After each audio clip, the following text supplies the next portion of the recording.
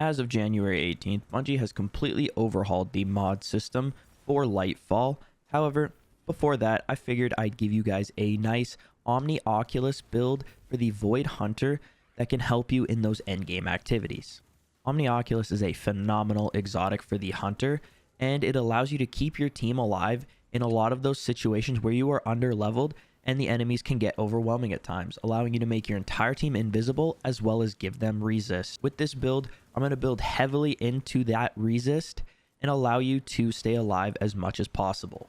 Before we get into the video, a like and subscription would be extremely appreciated to the channel here. I'm going to be trying to do as much content as I can before Lightfall, after Lightfall, and in the coming future. So the way Omnioculus works is that you actually get a second smoke bomb charge, and then when you are invisible, you will get damage resist. And then when you make an ally invisible, they also gain that damage resistance while invisible, and you gain melee energy back. If you hit one enemy, you get half your melee. If you make one of your allies invisible, you get half of your smoke bomb charge back, and if you get both of your allies invis, you will get an entire smoke bomb charge back, allowing you to constantly loop the invis if you can consistently hit both of your allies. In the subclass here, for our super, Deadfall or Mobius Quiver would be what I recommend. I personally enjoy using Deadfall a lot more. However, it is a personal preference. For our class ability here, we're going to go with the Gambler's Dodge, which is going to give us a single charge back for our melee when we dodge near an enemy. And this is going to be key if we cannot get that full charge back from hitting two of our allies, or if we just have to use one on ourselves to get ourselves out of a sticky situation. This one is going to be very nice to allow us to get our melee back so we can then keep looping the invis gameplay with our damage resist. In our grenade slot here, I'm going to choose to go with the Vortex nade, as this is what I think to be one of the strongest void nades in the game currently. For our aspects here, we're going to pair Vanishing Step as well as Trapper's Ambush to allow us to go invis as much as possible, with Vanishing Step allowing us to go invis off of a dodge, and Trapper's Ambush allowing us to do a quick fall to make everyone invis around us, and you also weaken enemies nearby. Another thing to note, that if you do not have Trapper's Ambush, you will not be able to make your allies go invis, so this one is a must in this build. With our aspects, we only get 3 fragment slots, so for those fragments, we're going to start off here with the Echo of Remnants to allow our grenade to have an increased duration. Then we're going to have Echo of Persistence to allow those void buffs that are applied to you to have an increased duration. And then this last one here, I chose to go with Echo of Instability. However, you could also use the Echo of Undermining or the Echo of Obscurity, depending on the playstyle you want to run. Echo of Obscurity would be great if you're planning on running something like the Lucent Finisher in this season, which is season 19. Or if you just want to consistently get yourself the ability to go invis, this is just a great fragment to have. Echo of Undermining is always a good one to have as well, as you're allowing your grenades to weaken targets. However, the -22 discipline is tough on this build.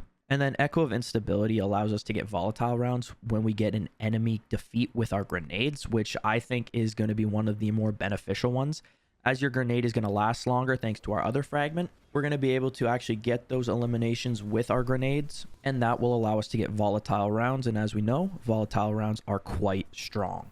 So the gameplay loop with this build is going to essentially be you making your allies invisible as much as possible, giving them that damage resistance. And then you're going to have a ton of resistance thanks to the mods in this build.